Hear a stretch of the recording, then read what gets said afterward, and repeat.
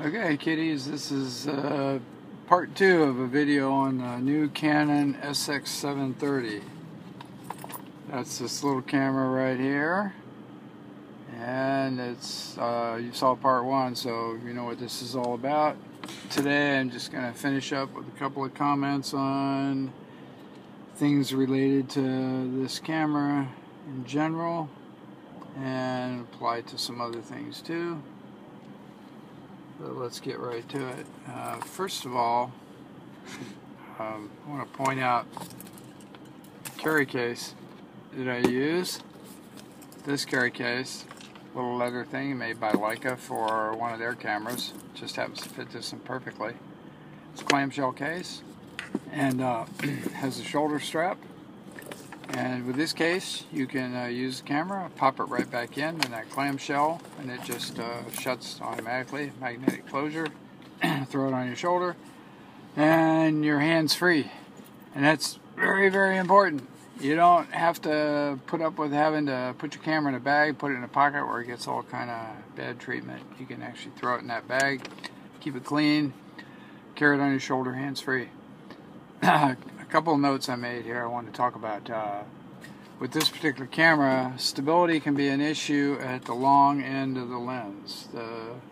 So if you're at 960 millimeter, the maximum zoom, it's going to be hard to hold it steady. And if you're really, really good at holding hands steady, chances are you're still going to need to take bursts, because single shots is never going to work. It's just too unstable. And it has a good stability system in it. It's just not good enough for that. The stability is first thing. The second thing is Bluetooth. Part of the reason why I got this is the Bluetooth, because I had the SX-730 before. And the Bluetooth requires a Canon app. I could not even get this paired with my iPhone 7 Plus. Yeah, I tried a million ways, and everything that works on all the different headphones and stuff I've had, I couldn't get this paired. So I guess only the Canon camera app can do that. And then that lets you control your pictures and so on. I read one article that says that Bluetooth is not strong enough to have a live view, and then according to the Canon app it is. So I don't know what the deal is on that, but apparently you can see what you're about to shoot on your iPhone or some other phone if you have Android. The other thing is about bags, cameras, dust. This is an electrostatic device, this camera. Very electrostatic. And if you put it in a pocket regularly, chances are that dust is going to work its way into the lens and possibly onto the sensor. I don't know, maybe the sensor is sealed, but it'll definitely get in the lens. And there's no way around that. It's not dust proof. So, you know, if you want to carry it in a pocket, loose in a pocket, good luck. And the last note that I had on here was about the fact that I might even be able to give a demonstration here. Let's turn this camera on. Let's turn it on. Okay. And we are in burst mode. I always shoot in burst mode. So let's take some shots here. Ready?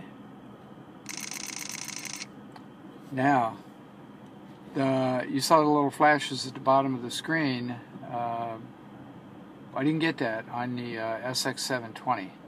This only happens on the 730. It's not just at the bottom of the screen. On some photos, you can see the flashing going on in other areas of the screen, almost as though it's trying to do a preview as it shoots. However, I've got all previews turned off completely. There's no any kind of preview or anything going on there. And I turn every possible menu option off. It isn't absolutely needed. So why that is, I have no idea. Anyway, there it is, in case we didn't see it in the first review. It's Canon SX-730. One heck of a camera.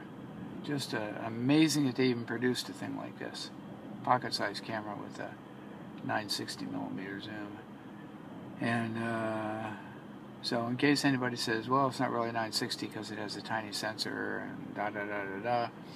And in fact, on the front of the lens, it says 172 millimeter. That's the actual physical focal length. So you get 960 by the fact that they have a small sensor. All I can tell you is it works. Works very well. Thank you very much.